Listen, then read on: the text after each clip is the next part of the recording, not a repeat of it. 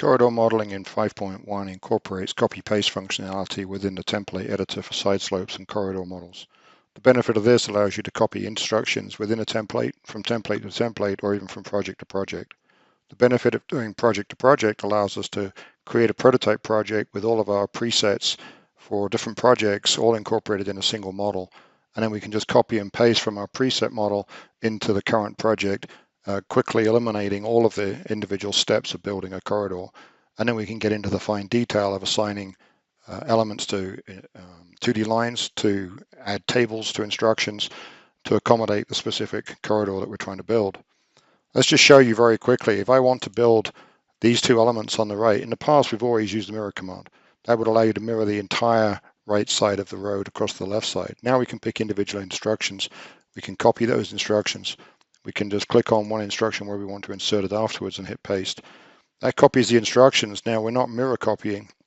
And so in this case, I have to just quickly go into here and apply a different sign to those to get them to transfer to the other side of the road. But the benefit of this is I don't have to copy the entire template to the left side. So very quickly I can create from two instructions on the right, the two instructions on the left. Let's take a look at how copy paste works between projects. I'm just going to pause for a second and we'll take a look at that. On the screen now you can see two instances of Trimble Business Center. On the right side I've got a project which has got a lot of preset values or preset template elements that I can just use in my current project. You'll see on the corridor list here I've actually created 4 different corridors, one for site roads, one for urban roads, one for interstate roads, and one for complex side slopes. This allows me to preset all of my different template elements into here, either as complete templates or as partial templates that I can copy and paste for things like curb and gutter and sidewalk, for conditional side slopes, for Jersey barriers or guardrails. You can just build up your library as you see fit. Simple thing to do here is to find the instructions that you're looking for. So in this case, this is a 2 12-foot lane with a 6-foot shoulder highway. If I right click and edit that template, it will open up on the right side here.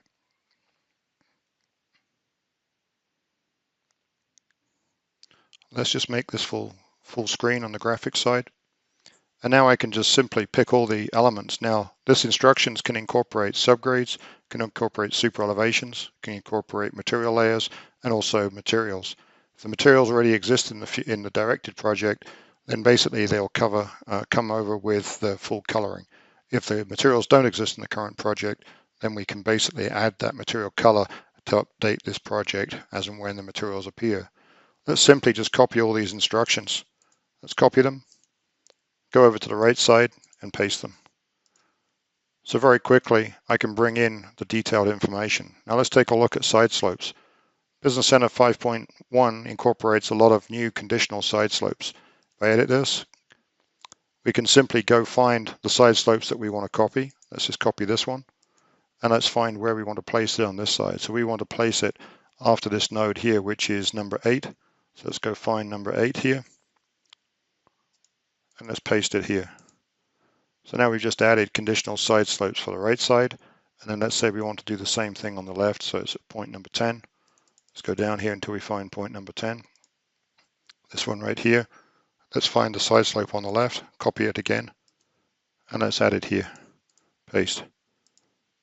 That alone in Business Center 5.0 would have taken many minutes to do. Within a few minutes, I've created a new corridor model with side slopes that vary based on the depth. Here you can see the step outs based on the variable depth controls that we've now added to the side slope command. So copy and paste allows you to shortcut the development of project templates, allows you to fast track getting to the detailed model, allows you to solve relatively complex problems very quickly, and reduce the amount of time and the amount of instructions that are required to build corridor models.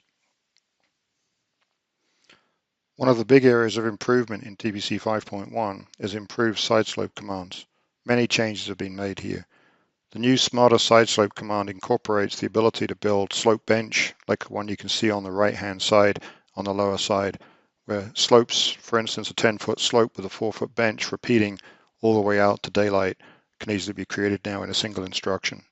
Slope bench to specified elevations for mining and quarrying applications, where benches are horizontal at a specific location, can now also automatically be built in the software. Variable depth on the top right-hand side here, you can see variable fill conditions and variable cut conditions that are fairly typical on highways projects. In this example, you can see from 0 to 5 feet, we have a 5-to-1 slope. For 5 to 10 feet, we have a 4-to-1 slope. For 10 to 15 feet, we have a 3-to-1 slope, etc. And in the cut condition, 20-to-1 ditch with a side slope on the ditch. In 5.0, we couldn't do that. Now we can. The cut depths, 0 to 10 feet, 6-to-1, 10 to 20 feet, 4-to-1. So these are conditions based on depth of material, but also depth of material at the tie point, not at the point where the hinge is. We've changed all of this in the side slope functionality to allow you to rapidly build these in a single instruction.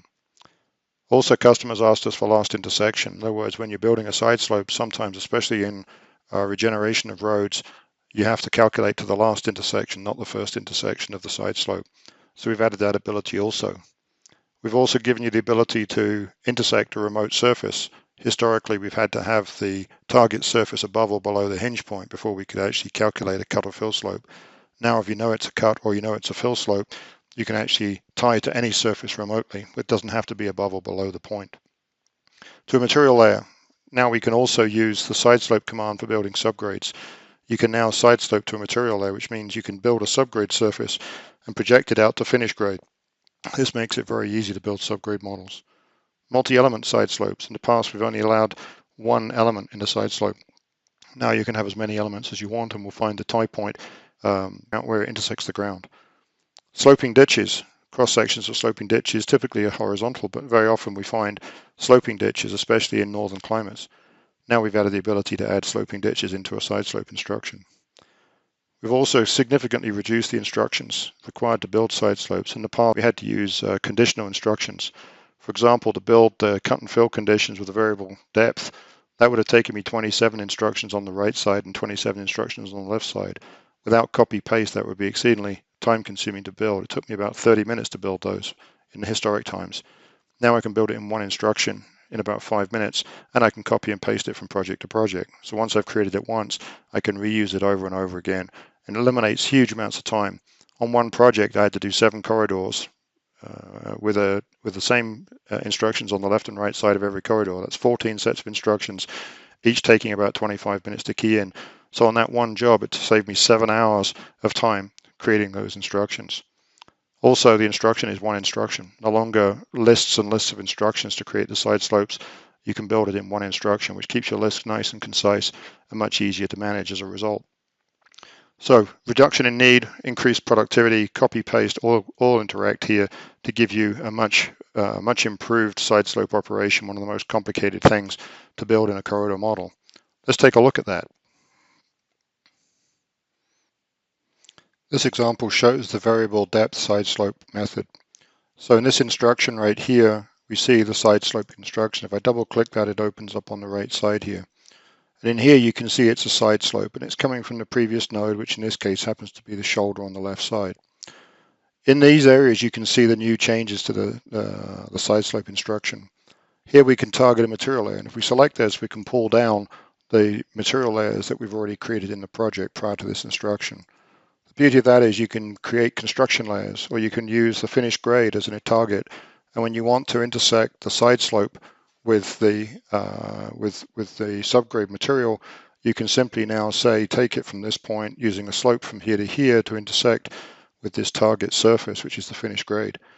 Makes it very easy and very quick to build subgrade models now. In addition, once we've picked the surface down here now in cut slope and fill slope, we've added this new instruction called slope by depth table. And here, when we create a slope by depth table, basically there's some new changes in here that allows us to build multiple group structures. This is like your conditional instructions. So group 1 will be applied first, and if group 1 fails, then group 2 will be applied, and if group 2 fails, then group 3 will be applied. So in here for the cut conditions, remember the diagram I just showed you, here it's telling us here we've got a 5% cross slope. This is the sloping ditch for a depth of half a foot, and we're going to call it ditch bottom outer right. Then we have, and you can see also we've added instruction labels for every element of a side slope. And then we have a slope here, which is a 6-to-1 slope for a maximum depth of 10 feet, and it's going to be called tie right. Now, in this instruction here, if we change that to -1, That basically tells us that it's going to intersect with the last intersection, not the first intersection. So again, we can put in here -1, -2, -3, depending on how many intersections you can find. -1 is always the last intersection. 1 is always the first intersection. So here you can control the name, but also you can control whether or not this side slope will intersect with the first or last intersection. When we go to group 2, in this case, we're using the same sloping ditch, but then here we've got a 4:1 slope for a depth of up to 20 feet. So 0 to 10 feet we'll apply group 1, and then from 10 to 20 feet we'll apply group 2. And then when we go to group 3, here we have the same sloping ditch, but in this case it's a 3:1 slope, and that applies for all depths up to 1,000 feet in this case. And again, each one of these we can change this to -1 to go to the last intersection. So normally that's how I would define these. If I want to use the last intersection, just put -1 as the last instruction name. Now when I say OK to this, you'll also see that we get to name the last instruction anyway. So the last instruction will be called tie left, and that comes from the master instruction. Now these are all tied to the project setting. So if I go to project settings for computations for corridors, we have this on a sine of tie slope, and this needs to be set to yes for all corridor projects now, because then you can use a positive or negative cut slope and a positive or negative fill slope, and that allows you to do all of the smart things with the target material layer, but also other elements of side slope commands. This makes it very simple now. So now we can just go in and type in a cut slope and a fill slope, and the fill slope is the same. If we go into the fill slope here by depth table and take a look at that, again we have 3 groups. The first group is a 5:1 slope for a depth of 5 feet. Here we have a 4:1 slope for a depth of 10 feet, 3:1 for a depth of 15, and then anything greater than that is a 2:1 slope. And again, we can put in -1 on each of these elements here, and when we do that, then it will always tie to the last intersection.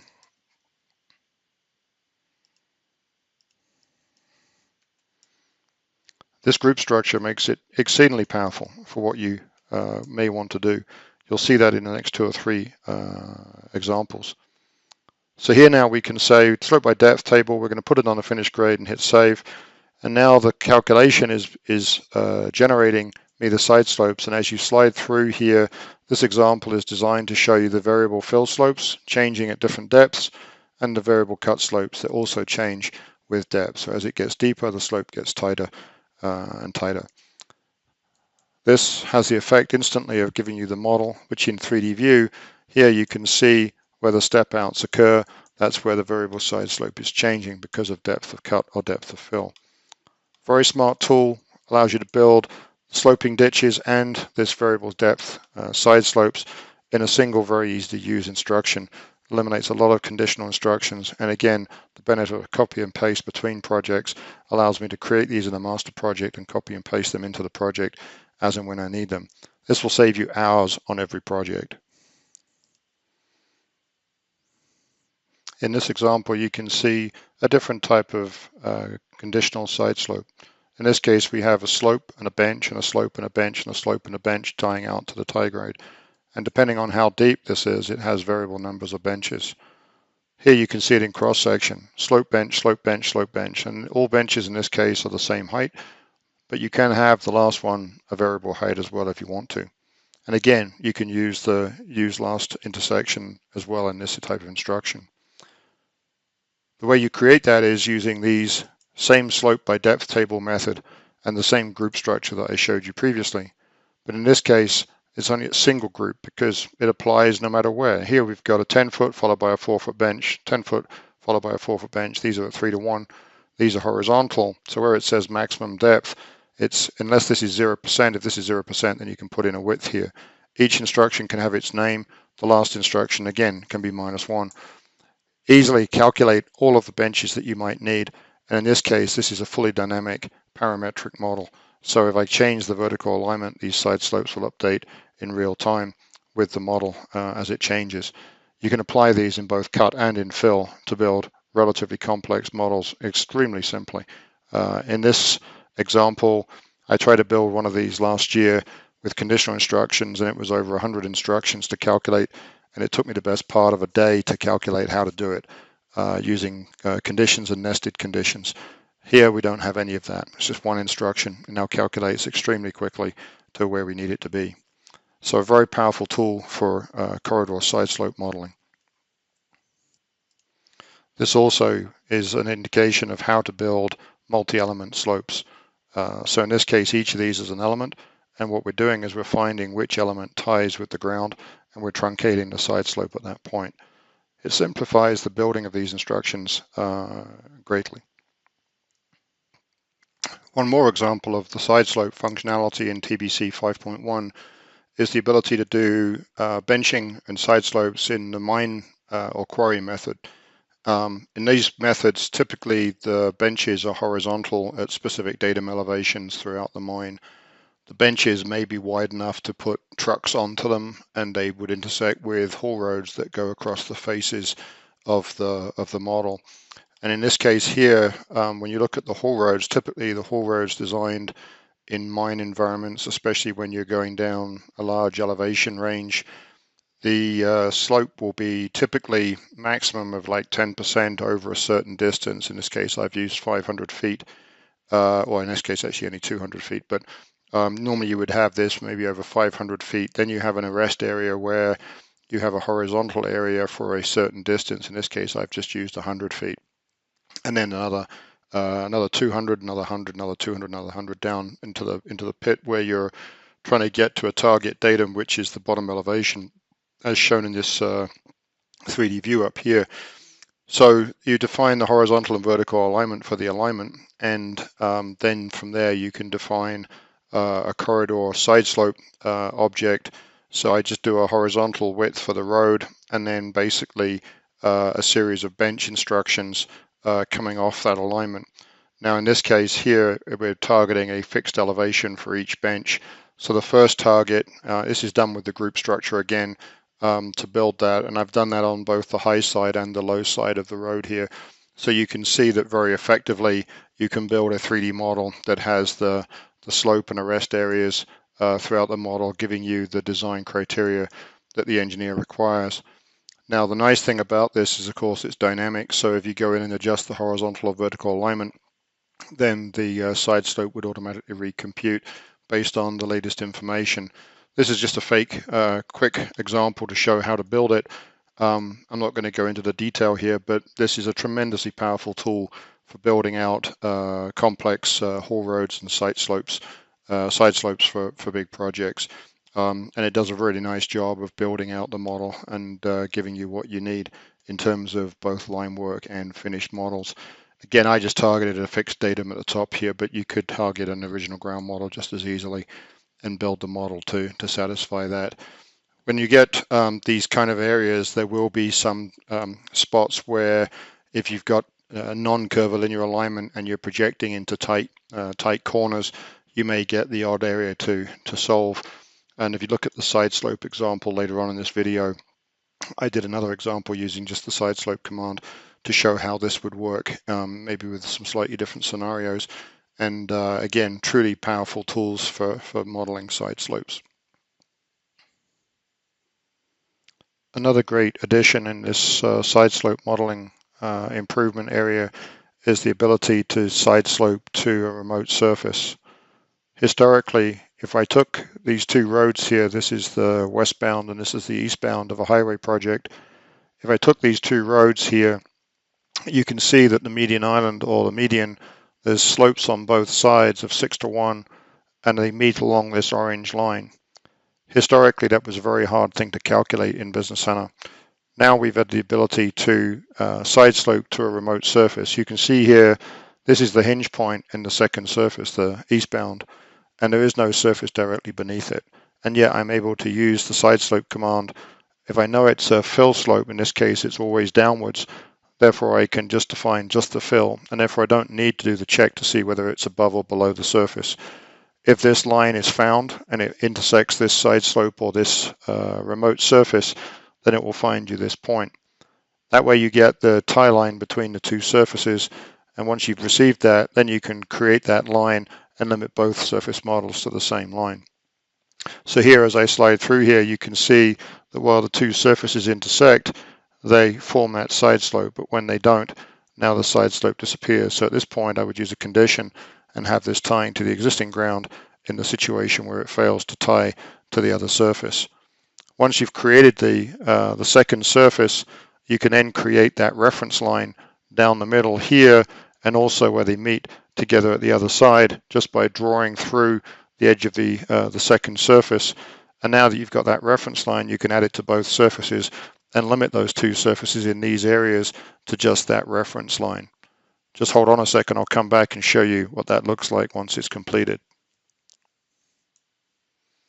Now that I've edited both the corridors, what I've done is I've added this line at the start and the end of the job as reference lines into both corridor models.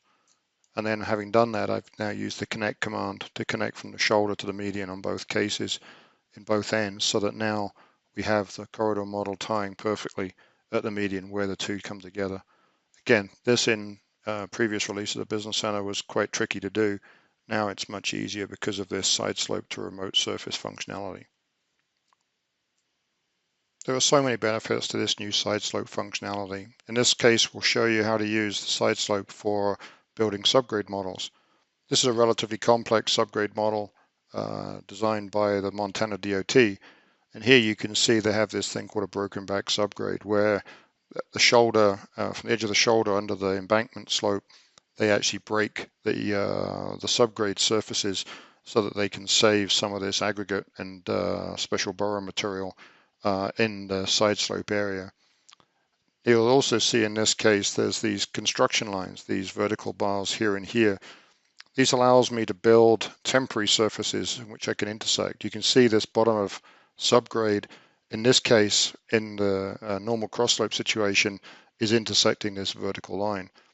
In the previous examples, in previous cases, Business Center, I would have had to create conditional instructions to work out whether this point falls below this point in order to stop this. Now I can build a simple instruction here, add it to another instruction that covers the side slope or the force slope and this vertical bar, and then I can just tell this to target that intersection stopper. And this allows me to build models very quickly for ramp intersections with highways, but also for subgrades where this kind of thing may happen. Because as you go through the super elevation, you can see now it's intersecting with this slope, not this slope. But because this is one element, I can say intersect this material layer and it finds the intersection points very easily. So let's take a look at using side slope for material layers. In this case, we've built the finished grade model, and then we've built these drop points at the center line for the subgrade interfaces. And then from these, normally we would use a slope-slope intersect to intersect the slope between here and here, but that's sometimes problematic, as I just showed, where the subgrade maybe doesn't intersect the force slope. In this case, we can now just simply use a side slope to material layer and allow it to calculate this. So in here, you can see in this instruction, I'm using from the sub shoulder, which is underneath this point on the broken back, I'm going to use a cut slope, which is the slope to slope from the center line to the edge of pavement. And I'm going to tie it to the material layer called force slope. And that's the force slope surface right here and down the side here. And the beauty of that is it's one instruction and it can interface with multiple elements. Now this material layer targeting is going to be something that you can use for many things, but subgrade is probably one of the biggest use cases for it. Retaining walls, MSE walls, many things require us to interface to a part or interact with a part that I've already constructed in the model. And this will allow me now to target that as an interface or build construction layers to intersect. So in here, this model has some intersection surfaces. If I can just find one here. Let's see if I can find one here.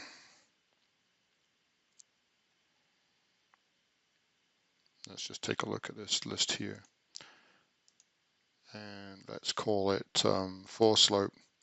And here you can see over here, I've added these nodes and this one to the force slope. On this side, I didn't need to because on the down slope, it only needs that vertical tie, but I could just as easily have added that to the force slope instruction. Now here you can also see that we're double counting everything. So if I go in here, I can also see now all of my material layers, including the normal plant mix, seal and cover, which is the top of the plant mix, the aggregate treatment on the top of the aggregate layer for tack coat, and I can double count these in my corridor surface model earthworks report. Another really great change that they've made in the development team here is some simple settings on corridor models. In this example, we have a retaining wall footing model, gabion wall, that we're modeling. And in the past, it's been tricky to calculate for vertical steps in a wall because of the way the tolerances worked in the corridor model. And we spent a lot of time improving the tolerances in terms of calculating for these vertical steps, and in some cases here, width changes. And you can see there's like flat spots that appear here that force us to create manual break lines into the model, going across the model to constrain it. In addition, you can see that the shading and rendering of these steps is not as sharp as it could be because there's no break line across here. So consequently, we try to change the shading gradually between the vertical face and the horizontal face right here. But you can see there's a number of issues because the points in the model in this direction longitudinally are actually closer to the top points here than the points vertically below. And as a result, you get some incorrect surface model formation because the triangulation method uses near neighbors. So one of the changes we made to the corridor model itself was if I go to the corridor model, there's a new tolerance called new setting called tolerance, which is currently set to the way that Business Center worked in 5.0. And a very simple change here, if I just change this to best and break line across, it uses the new increased tolerances, but also forces hard break lines across where these transitions occur. And the result is dramatic. You'll see the shading improve dramatically. You'll see that these flat spots will disappear, and you'll see that the model now forms absolutely correctly as a result. So instantaneously, without any effort at all, now I have to build these kind of models. The actual model will be accurate out of the gate. It'll be correct out of the gate without having to build any additional break lines to model these changes. This is a massive improvement for projects where there are steps both laterally and vertically in a model. And this makes a significant difference in terms of the time it takes to build a high quality model. And again, this setting applies to both the corridor model, but also to the side slope model as well. Another great area of improvement is when we're modeling ramps. Often ramps have super elevations that are not tied specifically to the way that the alignment geometry is created, unlike on a main alignment. And so the traditional super elevation instruction doesn't work. The reason why is because the super elevations are calculated in a different way to the curvature than they would be normally on a horizontal alignment for a major road. So in this case, we need to be able to apply the super elevation to the ramp itself, but often these ramps are defined with vertical curves in the super elevation diagram. I'll just open up an example of a PDF file to show you what that looks like. Here are some pages from an Illinois DOT ramp design, which is the example we're looking at. And what you can see in the top section of these sheets is the super elevation diagram for the ramp, and in the second section below you can see the vertical alignment of the ramp. What you'll see here is that the ramp shows you that the super elevation has VPI points, but it has these 80-foot or 50-foot vertical curves as you look at the different sheets. So to build this in the past, we'd have had to chord these vertical curves at the ramp PI points, but now we don't. Now we've added the vertical curve information into the shareable slope table and the slope table of a normal instruction, so that it's easy to build these ramps for corkscrew spirals, clover leafs, and also for just normal ramps where the super elevation is applied in places that are not normal for a normal alignment. Let's take a look at that. So in this example here, we've got the alignment and we've got the super elevation diagram for a shareable slope table for the ramp defined down below. If I click on the super elevation diagram and actually go to the super elevation editor, here you can see that we've added the third column for vertical curve length. So we now have the station definition, the cross slope, and the vertical curve length at each of the stations along the road. This means that now we can apply the super elevation as per the plans in all types of ramp situations, which makes life a lot easier for building models. This gives you a better IRI reading. So when you're actually building the surfaces for pavement operations using concrete pavers or asphalt pavers, that the model you'll create will be more accurate and give you a smoother ride than using a chorded approximation through these areas, which is what we would have done before. That same instruction type applies to the slope tables within an instruction. So if I go to the editing of the template for this project, when we look at a specific slope table, so for instance, if we look at the offset slope table right here, well, I'm using a slope table which is here. If I just use a normal cross slope, slope percentage, or a slope table rather, in here when I create the slope table, now I get the same vertical curve length information. So I'm just going to use the shareable slope table here and pick the Prill 56B and save that. And now my slope super elevation. So if I click into the alignment here somewhere, now you'll see that as I go through here, my super elevation is being applied as per those tables, and it's giving me a match to the model as defined on the project.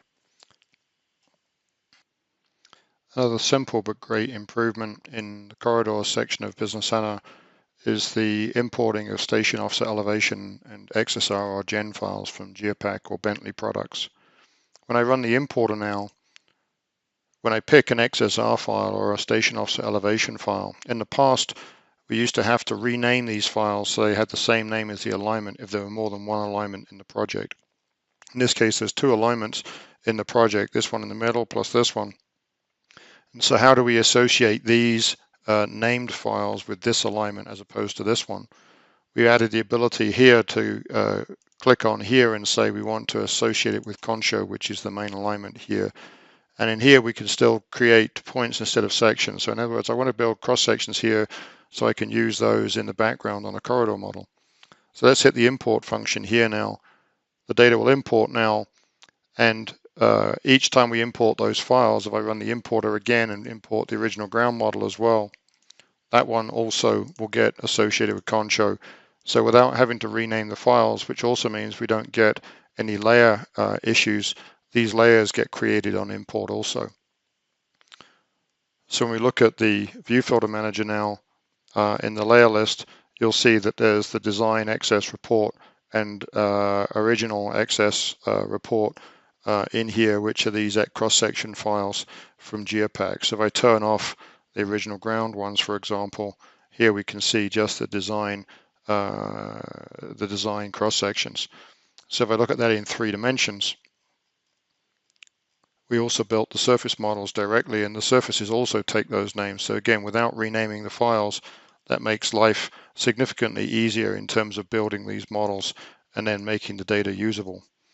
Now, of course, we added previously in version 5 the ability to see the stored cross sections that are created. So these are stored cross sections. If I click on one of these lines right here, actually that's the surface model. If I just turn off the surfaces a second, it may be easier to see. These are the stored cross sections, and they're linked between sections. Now, each of these stored cross sections is also going to be available to me in any corridor that uses that Concho alignment. So let's take a look at that. I'm just going to build a corridor very quickly, and I'll come back in a second. Some other changes we made to the template editor include the ability to snap to the stored cross sections that are in background. Here I'm at a station 7062 on that Concho project.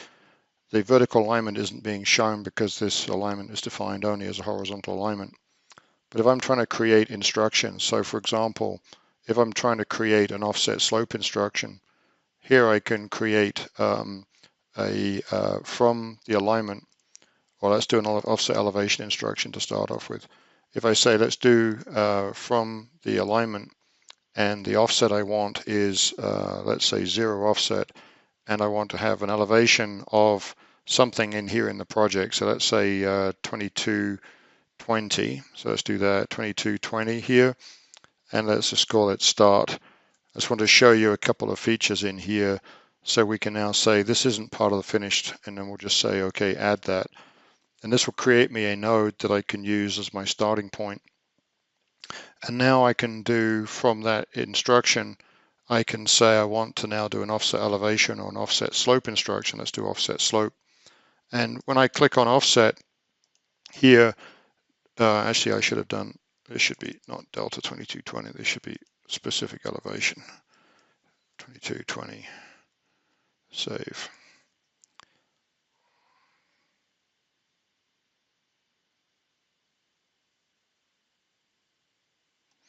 Okay, so now if I want to do an offset, a new instruction, let's say I do an offset slope instruction, I can now use the start instruction here as my starting point. And for offset, when I now want to take an offset, and maybe I've already got the cross-section information here that I want to snap to, so I can hover over that point and it will now extract the offset. But if I'm doing a point that's offset from the center line and it was my starting point, it will now calculate me the delta offset between the points. So that gives you a much quicker calculation from the stored cross-section. And the same applies to slope. If I actually use the shift key and click on the end of one of those elements, it will also extract the cross slope at that location. So I can just call this test, make it part of finished grade, and say add. And so very quickly now I can use information from the stored cross sections to calculate the information I need.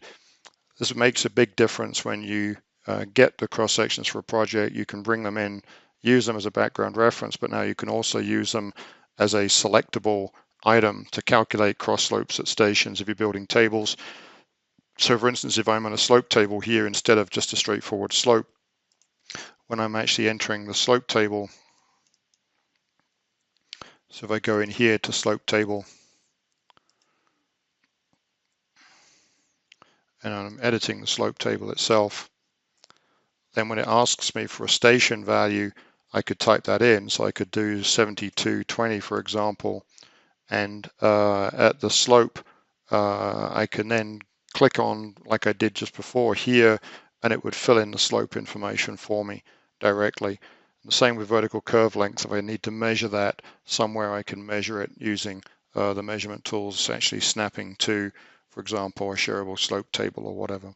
So that makes it very easy to build instructions using background information, and it makes yet further use of the stored cross-section information for building corridor models. To create lines like X lines in Business Center 5.1, you can now add an additional instruction into a corridor model. Now, why do you need X lines? X lines in TerraModel were used for two things. One was labeling and annotation, and the other one was to create additional cross-section drops in a corridor model. Take this example here where we've built a corridor model. The red line is the alignment, the blue line is a side line.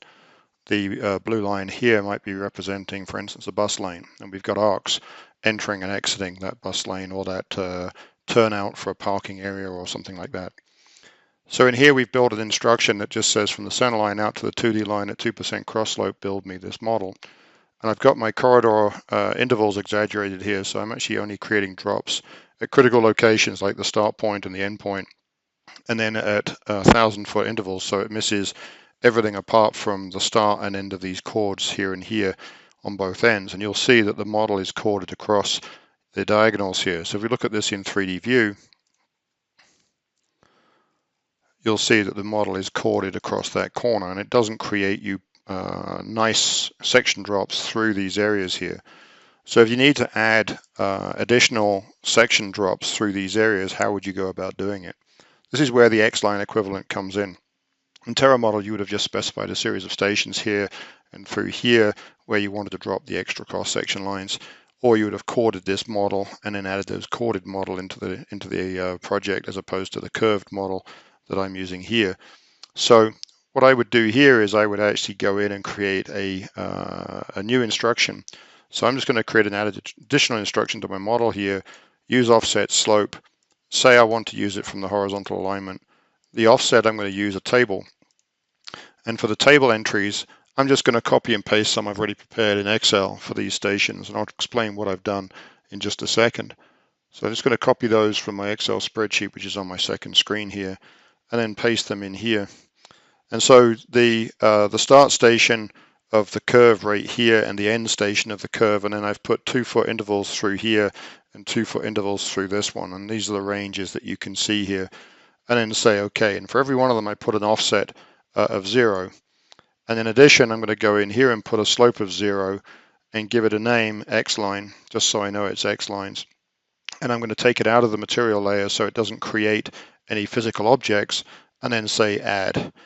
And so what you'll see now is it's generated these additional crossing break lines across the model here throughout these curves.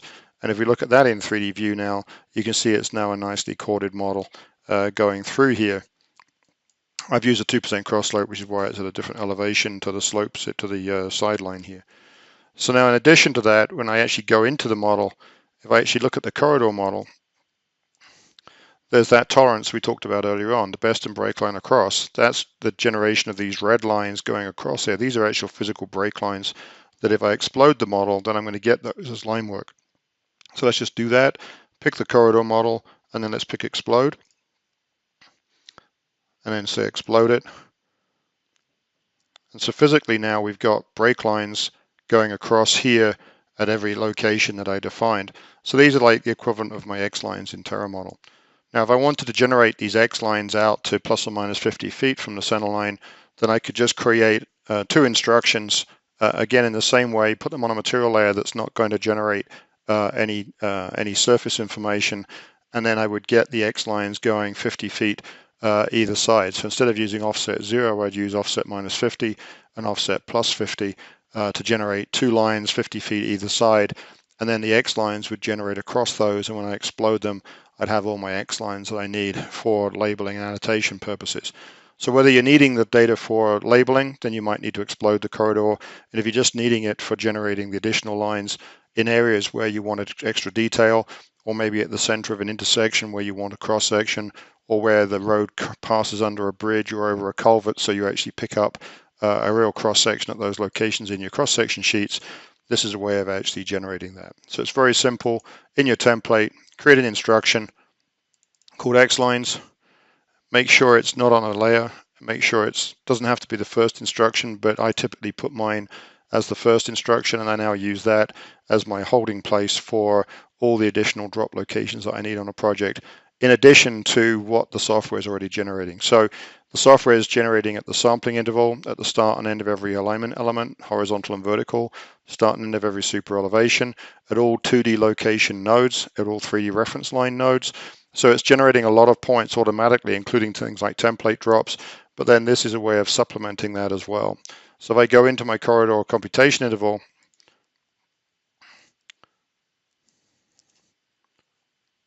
if I go down to my computation settings down here for corridors, and I go in here and I change this to, let's say, 5 feet.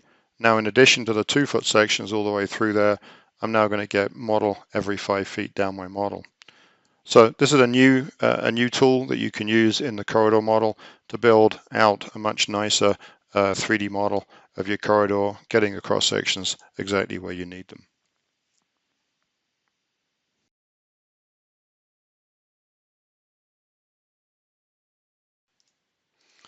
So this example, we're going to look at side slopes and how they apply to building footing over excavation areas.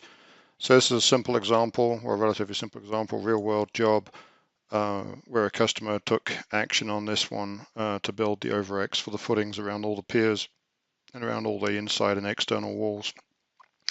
And in this case, they were doing typically like a 1-foot over-X to get to the bottom of the pier footing, and then doing a 1-foot offset and then a 1.5 to 1 side slope out to the elevation of the main building pad.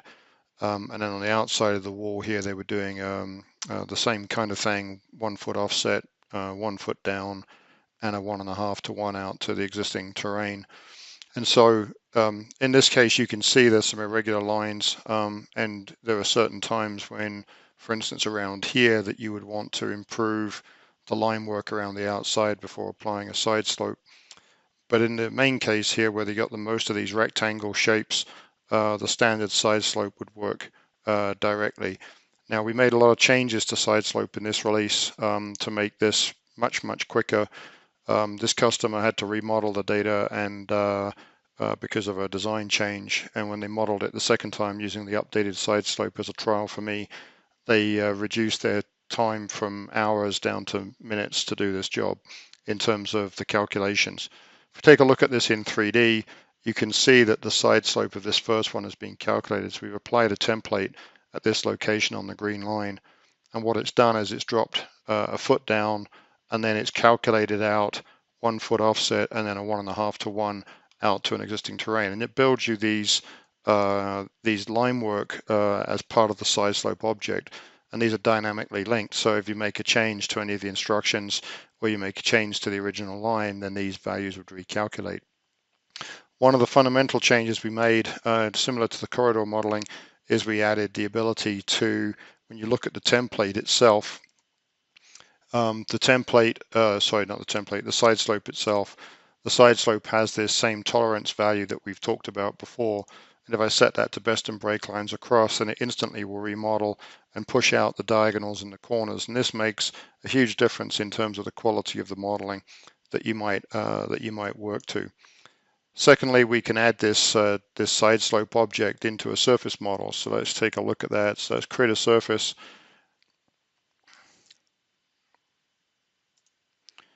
And in the surface here, we're going to call it building over X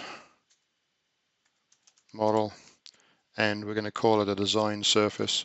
And we're going to give it a color medium green, let's say. And we're going to select the side slope object, which is right here, and say OK to that. And so that will now add that and model that area and then give us a 3D visualization of the surface. And you can see that those nice sharp break lines in the corners really make this look sharp. So the other thing in here to mention is when we build these side slope templates, we don't necessarily want to create a vertical line between here and here, because that would then give us a pier which was 1 foot high in the middle here.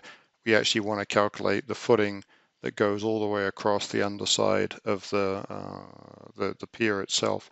And so we just ignore that first instruction out of the surface model so that it doesn't get drawn in here. Let's take a look at the template and the template editor here and see what this footing looks like very quickly.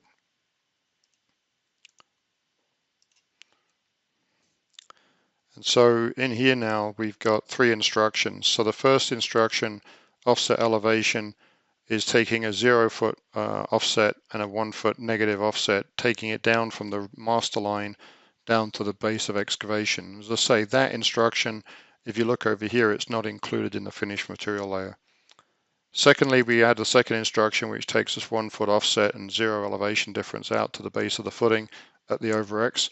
And then the third instruction is the side slope out to the building on slab on grade surface, and we're doing that at 1.5 to 1. And then those 2 instructions are included in the finished instructions. So having created that template, we can now reuse that template over and over. This is the next big change we made in this release. So if I go to create a side slope here, and we pick a master line. So let's say I want to start working with these lines right here. So I'm going to pick this line right here, starting at station 0. And in the past, we used to have to create the rectangle so that the side slope started in the middle of the line, because it didn't handle the final corner very well if you started in one of the corners. We made a change in here so it now calculates this 100% correctly. We've also made a change that it handles the corners more strongly, and it handles the slope calculations around the corners in a better way than we did previously. So in here, there's a lot of changes, but one of the other changes we made here is when we ask for a template definition, we can use a copy definition, but then that will open the editor after each time. But if we know what the template is from a previous use, then we can just say copy definition, no edit. And so then it asks us where we want to put the side slope object and where we want to put the line work. So let's put the line work on the side slope line work. The sampling interval, we used to have to put the interval in quite tight so that it calculated enough points around here, especially when there's curves in the line. Now we can put it in a very large number if we know it's going to a flat surface, and the original line is, in this case, a horizontal plane. We don't need to calculate the points because the model now is much, much more strong in this area. And then the template name we're going to create, we're just going to use this one. We don't really care so much about the template name. We could call them, like, for instance, pad 1 or whatever, but we don't need to do that. We're going to use the pier footing, and we just hit insert. And this will now apply very quickly. So it now asks me for the next master line. So if I click on the next master line, I can then hit return and it will create that one. And I can do the next one, return, the next one, return, the next one, return, the next one, return, and the last one. Now this last one here, for example, these ones down here, maybe we want to do these.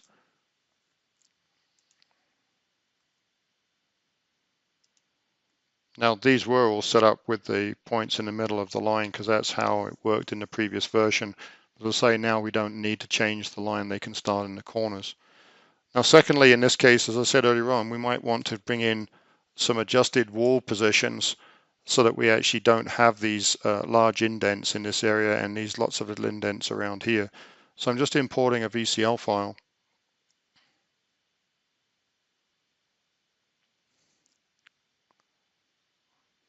And that VCL file gives me some better lines which to offset. Now there's no point in giving the excavator operator a very complex model to build. You're better off simplifying these. And so now we're back at master line. I can pick this master line and press enter. I can pick this master line, adjusted wall outline, and press enter. And now in this case, the last one, maybe I want to edit that instruction. That one's been placed down here somewhere, I believe. Let's go find the templates. They're on the side slope layer. So let's just highlight this layer and isolate. Yeah, there's the template right there. If I edit template there, because it was targeted to the same surface as the others, but now I want to apply it to a different surface.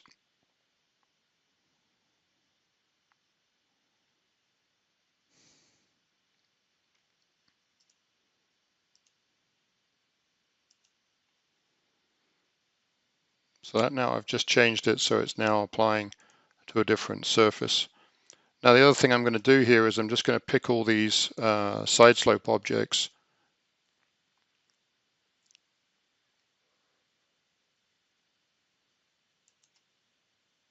Pick these side slope objects right here, and let's add those to the surface model I created a few minutes ago.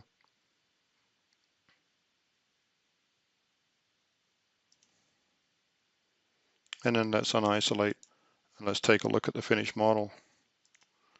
And so within a few minutes, we've gone from nothing to a fairly complete over-X model for the piers and footings and outside wall. Now obviously we would do the inside walls as well, and it would take a few minutes more, but this has taken a relatively complex task down to just a few minutes. And these wall footings down here, they have ramps in them. So you can see over here there's a ramp, and we're modeling all of that perfectly. We're creating drop lines in the outline everywhere there's a node or an elevation change. So the side slope command is now producing a much higher quality model much more quickly than it did previously. So in this example, I show how the side slope command can be used to model curb and gutter, sidewalk, ADA ramps, and driveways. This is a kind of a typical kind of plan set where we were told that there's an ADA ramp here and here. There's driveways around the cul-de-sac in various locations. We have the basic properties of those. We were given the flow line, which is the one highlighted with the arrows, from which we know the curb and the sidewalk setbacks and slopes. And this one goes all the way around the cul-de-sac. This one goes down the left-hand side. And so very quickly with side slope, we can build a set of instructions, or we can copy instructions in from a master template and apply those to those lines for both finished grade and subgrade. So if we actually look at the result of that in the 3D view, let's just move this over here. In the 3D view, you can see it's generated just the longitudinal line work, the lateral line work here at the actual additional break lines that the software generates to create the perfect model through here, making sure that all the critical locations that you define in the tables for your side slope detail are picked up automatically. Here you can see we have a flow line, and we've calculated the top face of curb and the back of sidewalk elements on this side, and we've done the same thing over here. In this case, we added a a curb line as well, so that the actual curb, when you model it through the ramps, it then tapers in and out of the ramp corners here correctly. In addition, in this example, we also have the design subgrade side slopes. In this case, I created the second one as a second template, but using the first one as a reference. So, for example, if I go into the plan view here and find this template right here, you'll see there's two templates, one for finished grade and one for subgrade. So let's just take a look at the subgrade template.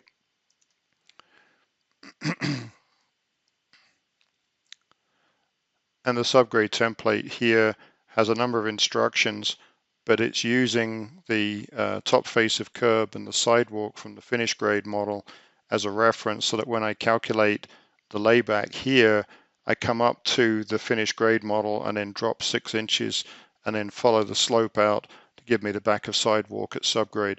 So I can now calculate a complex shape using the finished grade as a reference. So in this case, I modeled the top as one side slope and the second as a second side slope, but using the instructions that I defined in the first one as a reference. Very quick, very easy to build curb and gutter. Once you've built the templates, it's as simple as just applying the side slope to the strings using the copy edit function, and then they'll be applied uniformly correctly. Now, if you have to put in the ramps and the driveways, you can do that using tables in the curb element detail, and I have a spreadsheet calculator that we use to calculate the driveway widths, the slopes, and all the other pieces of information that the software needs to build these elements quickly. So you just enter the data into the spreadsheet, it creates the tables for you, and you just copy and paste them from Excel into the Business Center interface, and that will give you the calculated driveway and ramp elements. So again, another powerful solution using side slope to generate fantastic models very, very quickly. Another use case of side slope is to model multi-element, multi-layer surface models. This is an example of a customer that asked how to build this containment area for a large oil and gas refinery project where there are multiple material layer surfaces to develop. And then on top of that, they wanted to know how to calculate the volumetrics for this using either Takeoff or some other functionality in TBC. So this we can model in one single side slope command. Basically, we build all of the node elements. So from this point to this point to this point to this point, out here to these pads, all the way out to the bottom of sand and out to the side of sand, down to the bottom of excavation, up to the top here where it meets this 2% slope from the top here. So building all of those as line work and then turning that into a surface model or a set of surface models that can be visualized and then quantified. And to do the quantification, rather than using Takeoff, we built this into a corridor model so that you could actually calculate that by end section area method rather than doing all of the different surface to surface calculations for this exercise.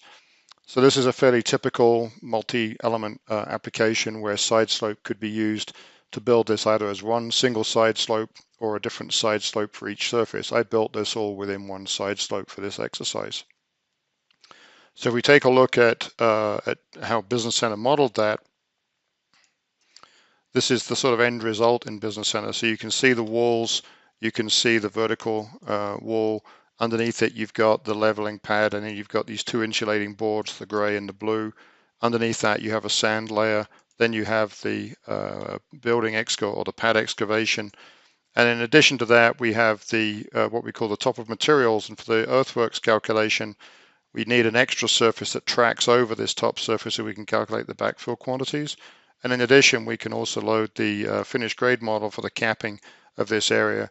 And all of that information basically can be built in a matter of minutes using a side slope command.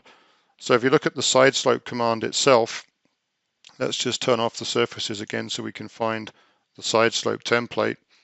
That was applied right here in the middle of this line here. If I edit that template,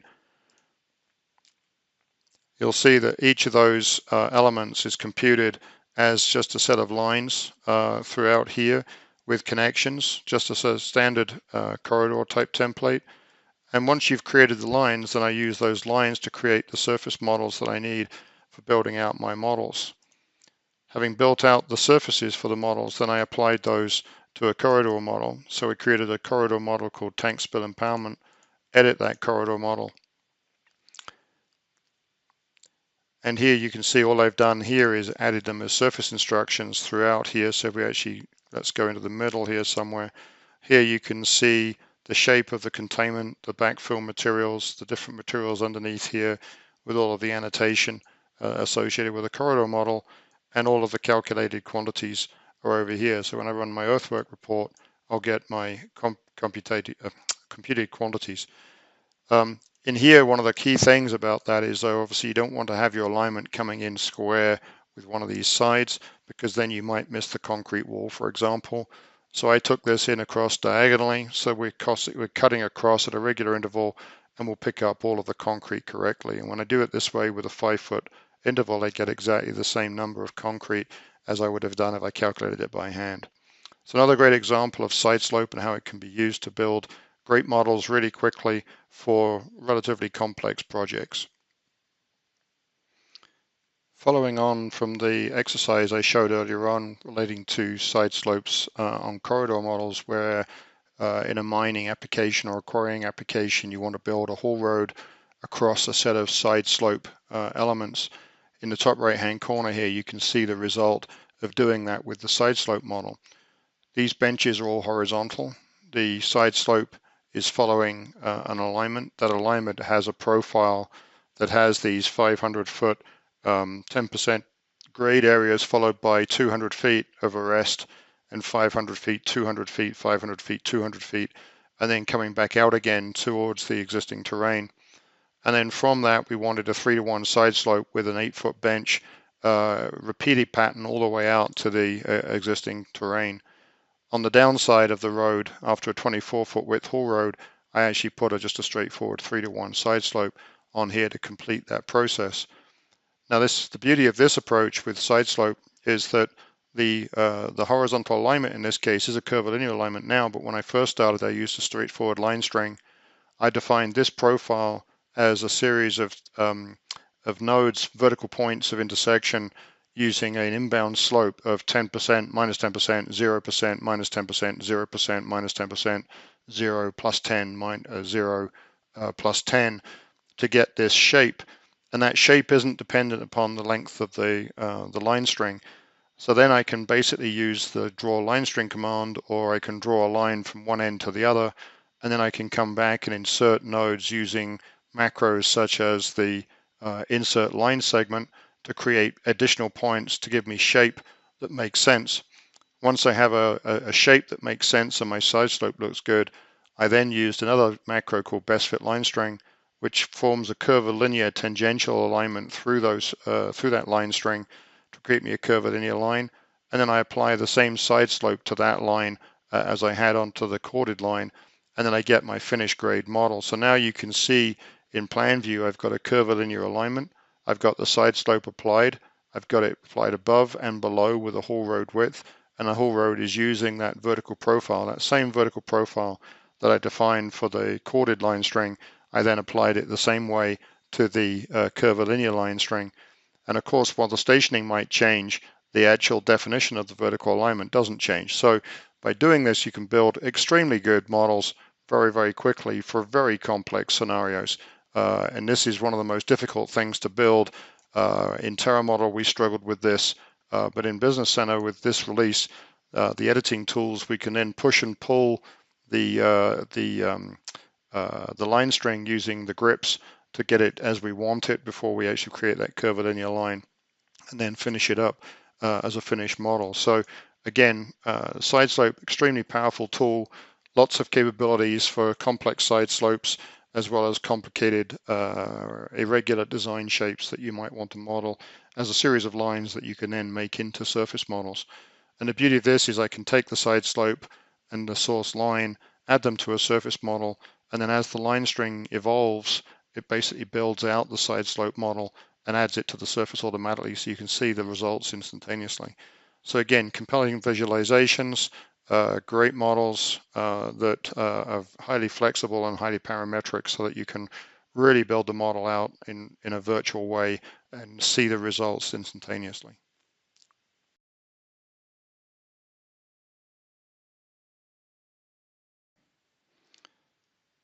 So here we can see in the dyno view, in a sheet view, the dyno views now when you select them, they have, well, before you do the selection, if you were drawing something on screen or you were trying to grab a location, if I, for instance, wanted to draw a polyline, now when I hover over the dyno view, there are multiple grip locations that I can snap to as I move the cursor around here. So the grips, the snaps have been implemented, but also we've implemented grips as well. So now when you highlight a dyno view, you can see now you've got a shift grip, which is the circle. You can move that on the screen. You've got a scale grip, which allows you to scale a dyno view, and you've also got a rotation function as well. So this allows you to very rapidly pick up, rotate, move, and scale dyno views on a sheet ready for plotting. Again, this makes it a lot easier than trying to use the controls like shift and move and scale to do the same thing. So another great little improvement in terms of plotting and drafting.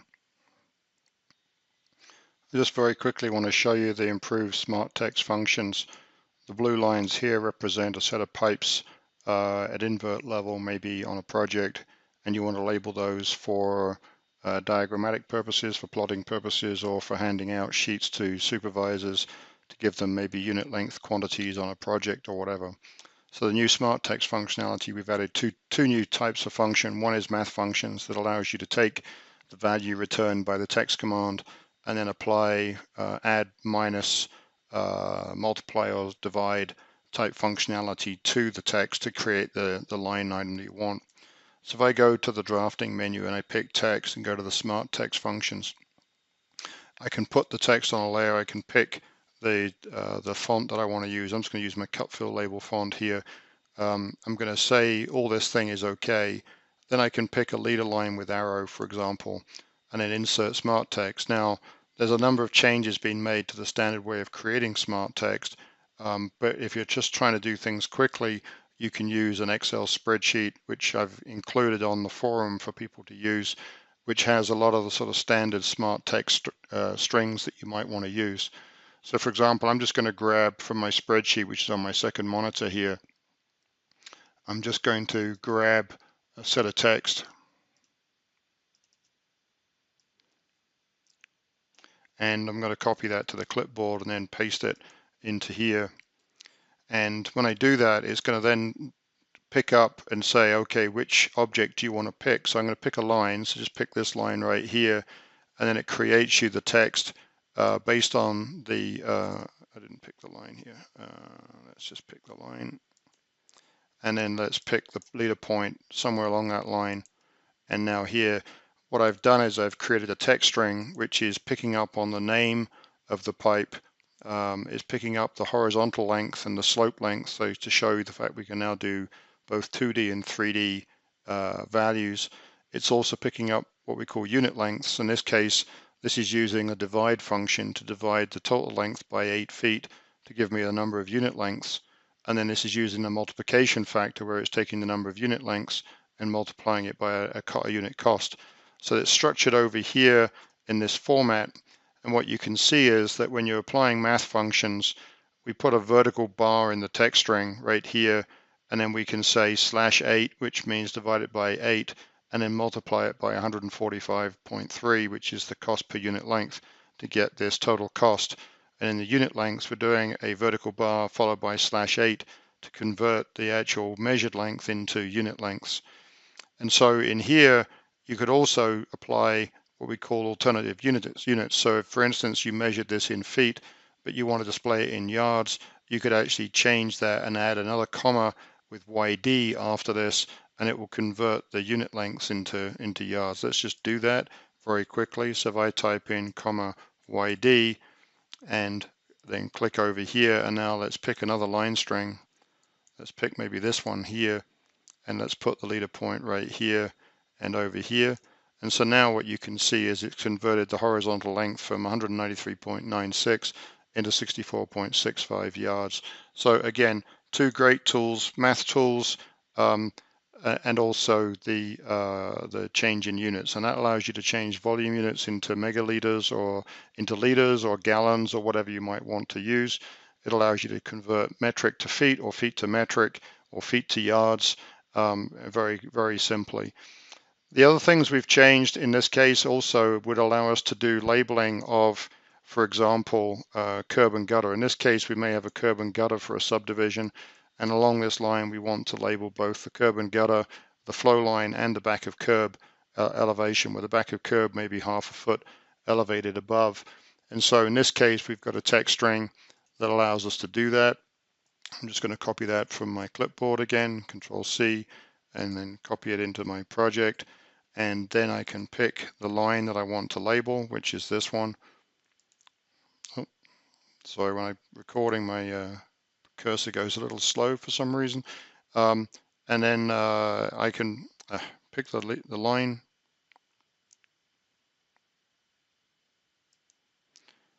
And then I can pick the leader point along that line. Now, in this case, I want to place that text right here. And now you can see it's creating me a text string which says the TBC, or the flow line elevation, is 144.9 and the top back of curb is 145.4, which is half a foot elevated above the point that I'm trying to create. So here you can see, again, pretty quickly we can create a text string and then apply labels at different locations along a line very quickly. Well, as long as your cursor is moving fast. So again, you can just drop these in and place these bits of text with two elevations now, but using the same calculation value, which is the flow line elevation, and then just simply doing a plus 0.5 feet to the calculated value to generate the display. Lastly, I'll show you one more that we added, which is the ability to take, for instance, we have a surface model here. We have some measured points that are calculated with cut and fill to the design surface. And we've also got a pipe here, which may be an underground pipe, where we want to apply, we want to know the depth of cover above the pipe, or if it could be an overhead power line and we want to know the clearance between the pipe and the target surface. So in here, we can actually use another smart text string. I'm just going to copy it again to my clipboard. Once I've copied it to my clipboard, I'm going to now go into my text command again. And in my text string here, I'm going to say Control V. And in this case, if I want to label, I could use leader line. But if I just want to see the text position, right now I'm saying take the elevation of the surface at the line location. And then the text insertion point here, if I come into this location here, I can say pick the surface I want to target against here, which might be the design elevation, for example, and then I want to know the line, so I'm going to go here, over here and pick the blue line.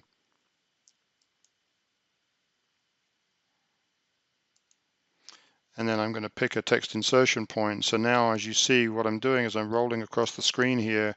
Where the cursor is calculated to the station of the pipeline, and it's calculating a depth to invert. Now, that's the depth to invert, but if I wanted a depth to the top of the pipe, then I could go into this instruction here and say I want to do a vertical bar and I want to add the width of the pipe. So let's say it's a 12-inch pipe.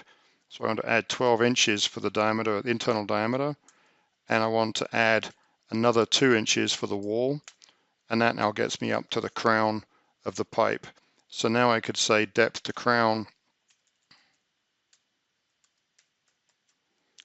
and now again when I go to text insertion point, now it's giving me an adjusted value, so it's taking the depth, adding those values to it, and giving me the result that I had. Again, if I look at a result, this allows me to do a browsing of a pipe to a surface or an overhead cable to a surface to see clearance values, but I can also just label it now wherever I want to label it along the pipe, wherever it might be appropriate. This is a very neat tool for a lot of reasons. Another great improvement in TBC 5.1 is the new takeoff reporting. A lot of people asked us for improved and customizable reports that allow you to make adjustments to the reporting to meet your own requirements, but also to make our standard report a little bit easier to read and more comprehensive and to be able to do things like add your company logos and things to the report.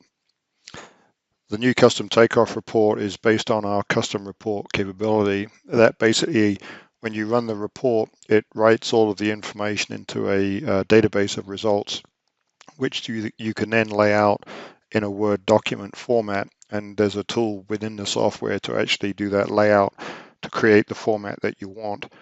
So the format that we're delivering is a finished complete report, but you can also take that master template, make a copy of it, and start to make changes to it as you see fit. And simple changes would include things like adding your company name, address, and corporate logos to the report. But more comprehensive changes are possible. You can relay out the report completely if you want to. And the new report has got a better structure, it's more concise, and it's easier to read. So when you run the report, you run the new custom takeoff report. And when you do that, it basically gives you this dialog to control what you want to generate in the report. And then when you say OK, it will run the report and generate you the Word document. So the Word document, the highlights of the Word document here, this isn't by any means comprehensive, but the layout is kind of nicer to read, color-coded, more clean, I think, in its look. The data is more structured than it has been in maybe previous reports. And you can also incorporate things like a graphical view, a plan view, or a 3D view on the report when you run the report itself. So let's take a look at where that is in TBC itself. So if we just jump into TBC here, we're in TBC. If we want to look at the reports, if I pull down the report list and I go to more reports here, you'll find the custom takeoff report right here, and you can say OK. And when you run that, basically this is the dialog I just showed you, and you'll click OK. It takes a few minutes to run. It does all the computations in the way that it did before in previous releases, and then it generates that database of results and then pours those results out into a Word template. So if I just take a look at the Word template or the Word document that was just created here, the report can be concise, and you can reduce significantly the number of pages depending on the options you pick. But on the first page, you get the project details, you get nice headings. Each area of interest is listed with cuts and fills, bank cuts, bank fills, volume excess or deficit within each category. You can see here the summary of the strata volumes taken out of the project, topsoil stripping and topsoil replacement values, over excavation if you've applied it, demolition, then they get a summary report. Then you can have the visual indicator of the report, and this could include cut fill labels and other things. Then here you've got the volumes per material in yards showing adjusted volumes. So this is all of the, for each phase or area of interest, you have a complete summary of all of the materials. I keep going through here. And then down here, this is a summary showing each of the phases and the excavation materials coming out of those areas. And then the total summary at the bottom here, the material properties for shrink and swell that you've applied.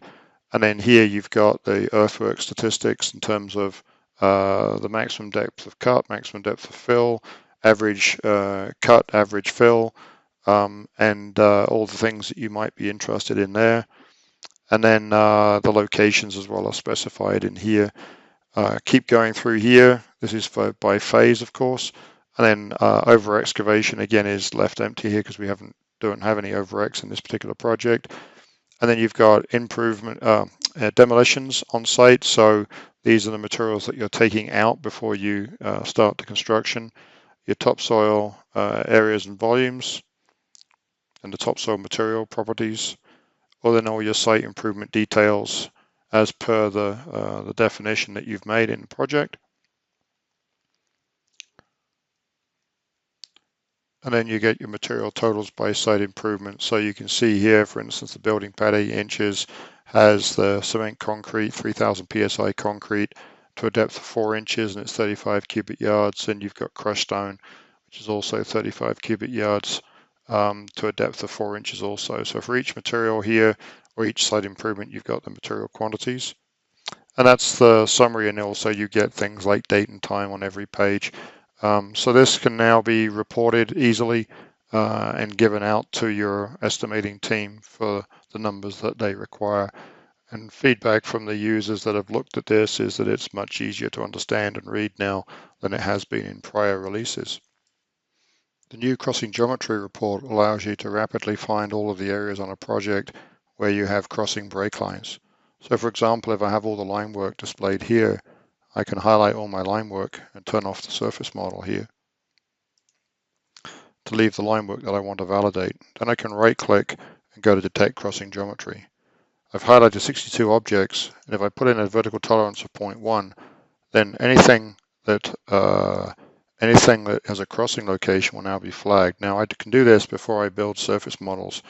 And the nice thing about this list is that it's now showing me all of the crossing geometry locations. And if I zoom right in on one of these locations, for example, as I pan down the list here,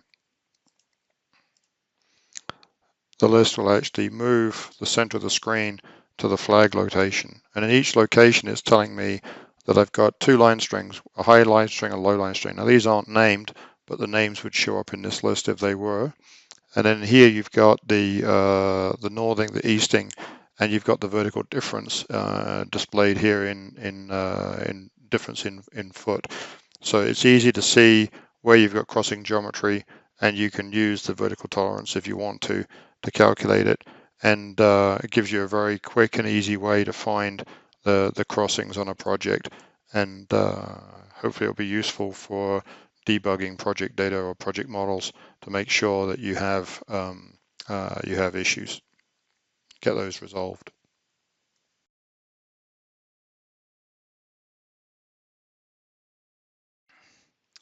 One of the problems that we had with TMLs in TerraModel days was the ability to track, monitor, make sure you had the latest updates, and make sure you knew what was available from a TML standpoint.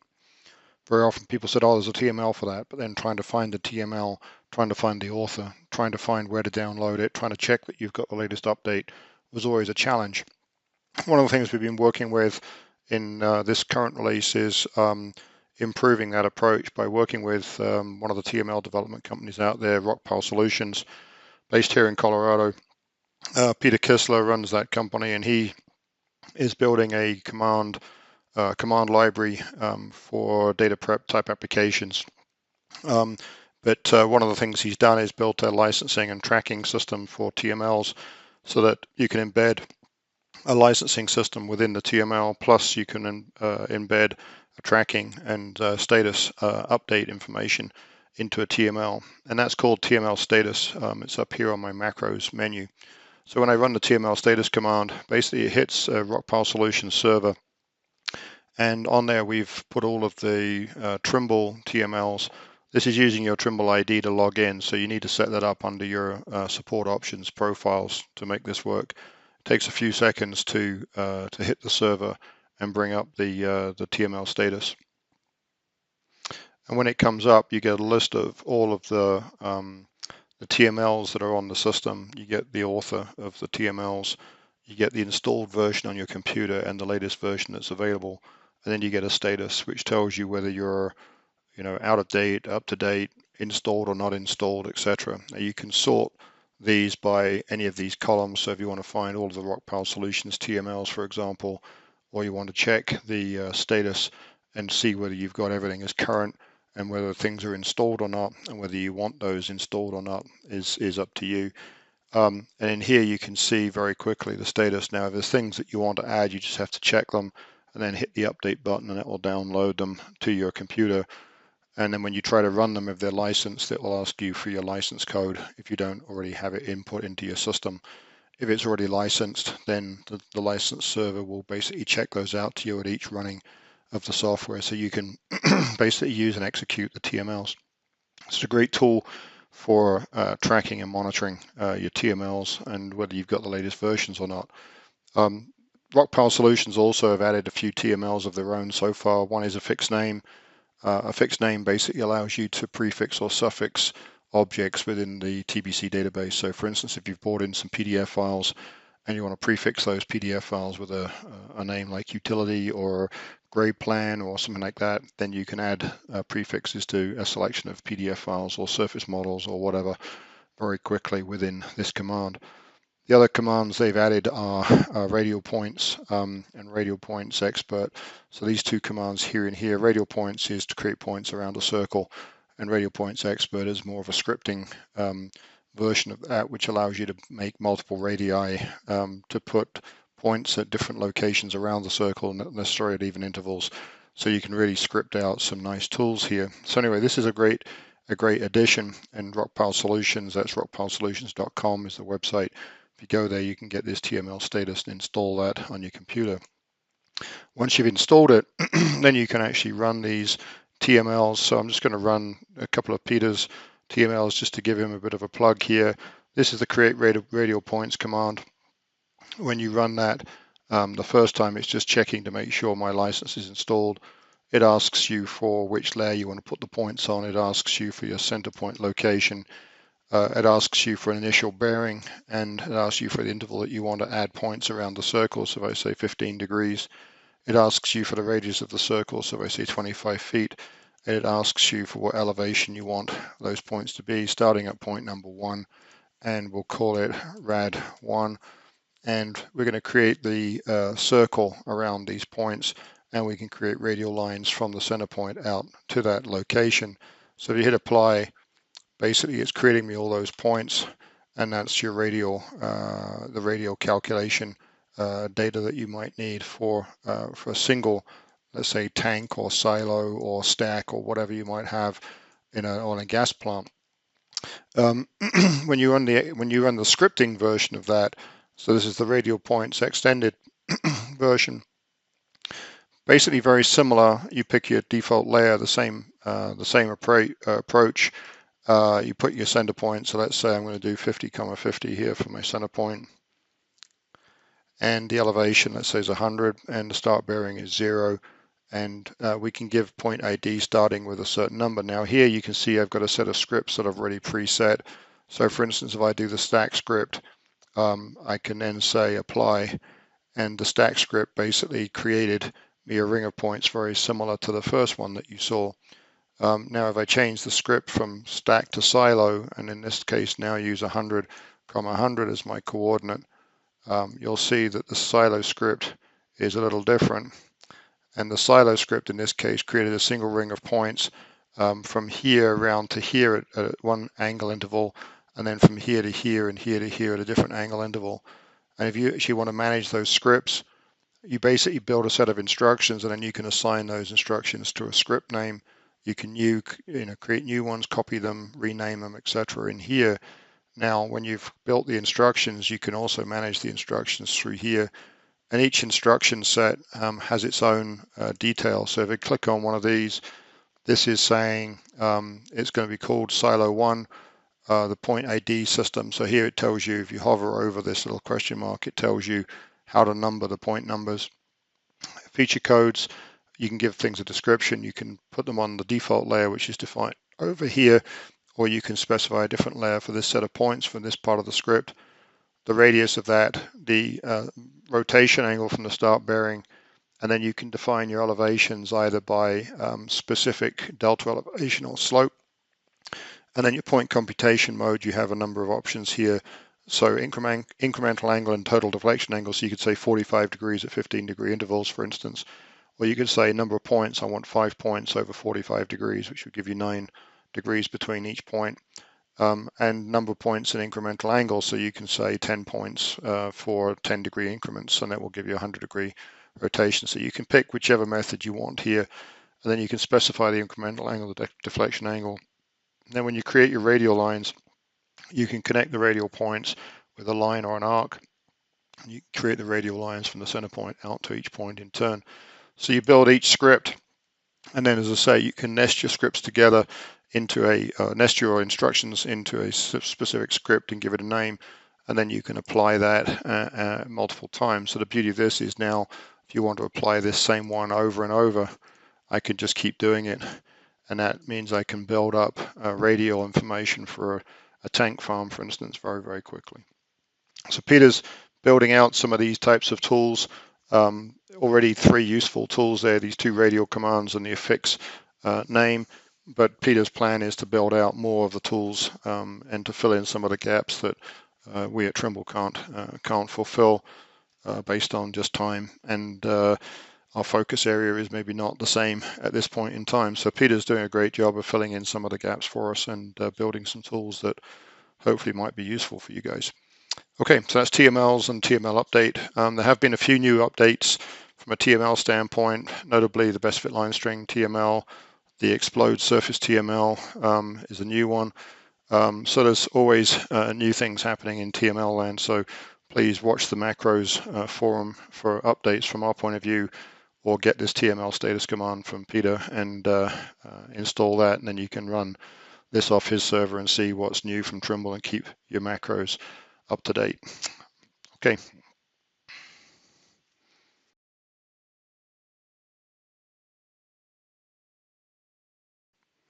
There are a lot of other improvements, especially on the geospatial side, that I haven't covered in this session. Joe Blecker and the team from the geospatial side will be creating their own videos for those, I'm sure. I wanted to cover 1 or 2 aspects, though. One of the things we changed in here is when we associate a SCS 900 or SiteWorks site to Business Center. In the past, we used to read the cal file into Business Center automatically, and that brings in all of the control points with their GPS control point location as point pairs, and then you could run site calibrations directly from those point pairs inside Business Center.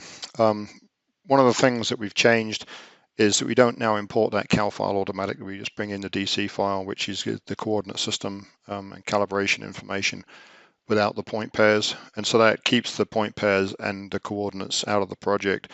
If you want to import the cal file, you can still drag and drop it into the project and run the site calibration calculations, but for the bulk of the users out there, all you require is the coordinate system and site calibration data, and so we just bring that into the project now. And so when we link to the field systems, we're not writing out all of the control data and things out of the project and the point pairs. Again, we're just keeping it simple at the coordinate system level. If you do bring in the site cal, we suggest that you bring in the site calibration to a new project, do your site calibration in there, save it out as a DC file, and then bring that into your master project as the coordinate system, and then distribute it to all the field crews from there. That's one major change. The other change is the handling of feature code libraries. One of the things we've added is the ability to bring in a feature code file. So I'm just dragging and dropping a feature code file from my second screen here. And as we bring it into Business Center, in the past it just held it in the background. And so whenever we were adding codes to points as we created them, or as we brought in survey data, it's using that feature code library to process the symbology and line work between the points, especially more so on the survey side, but in SCS 900 we use that same feature code library during import of work order files. But what we've done in this release is we've added the feature library to the Project Explorer. So now you can see I've imported this feature code library feet. You've got all your line control codes, your block control codes, you've got your individual groups, and then as you go through these, you can actually see in a tree structure the actual information, and all this is now editable through this tree system. This means it's more interactive inside the product. It's no longer running out to the feature code library and having to use the feature code editors who get access to your feature codes. If you want to make minor changes to your library, this is a very easy way to do it, and it's dynamically linked to the data. So as you make changes here, the data in your project will update. There have been other changes to the point cloud handling. So on the point clouds, when we do feature extraction, we've added the ability to extract things like trunk size or pole diameter when we do the automatic feature extraction at a height above the ground surface model. You can define the ground surface so that when it brings in the data, you're not interpreting it right at ground level, so you don't get erroneous trunk or pole diameters. We've given you the ability when we're creating points now. So if I go into CAD and create a point in the create point command, when you're putting in a feature code here, if you pick a code here which has attributes associated with it, let's say pick a cable line and say OK. And when we do that, if there's attributes associated with that feature code, they would be listed up here. So as you're creating the point, you can actually add the attributes. If I find, let's say, tree here, I don't know if I have a tree in this one, let's say tree, and say OK. And so now you can see down at the bottom here, it's giving me the attribute information for that type of point. And so we can enter it on the fly as we're creating the points, and that will directly control the sizing of the symbology and things if you have it set up that way. So again, interactivity between the feature library, the feature extraction, and the point coding and attributing as you're creating data inside Business Center has been significantly improved. There were also improvements to the MX9 importers. There were also and handling of MX9 data for single laser. There's also been improvements to UAS master if you're using UAS master for processing photogrammetric data. Then I'd refer you over to the survey guys for more information on those applications. Many other changes like SketchUp 2019 support. And for the survey guys, we've also added IFC import improvements, which brings in more of the properties and attributes of IFC data. But it also allows you to now import georeference the IFC data to put it into the right coordinate system location, and then export a subset of what you imported back out as an IFC file for the use with Trimble access. So a lot of improvements in many areas of the software. Too much to go into all the aspects of the changes, but hopefully this has given you an overview of TBC 5.1. A lot of very exciting stuff in here, and certainly I think you'll have more fun modeling using these tools. Significantly reduced time, increase in your productivity and your output. And you can now focus more on the details and then focus on the basics, and the quality of your models will improve significantly as a result of using these new tools and functions. So thank you for taking the time to listen to this presentation. Hopefully the bookmarks help you find quick and easy access to the bits of the presentation if you want to go back to them, and look forward to hearing from you as you start to use TBC 5.1. But again, thanks very much for taking the time and the interest in our product line, and we look forward to working with you in the future. Thank you.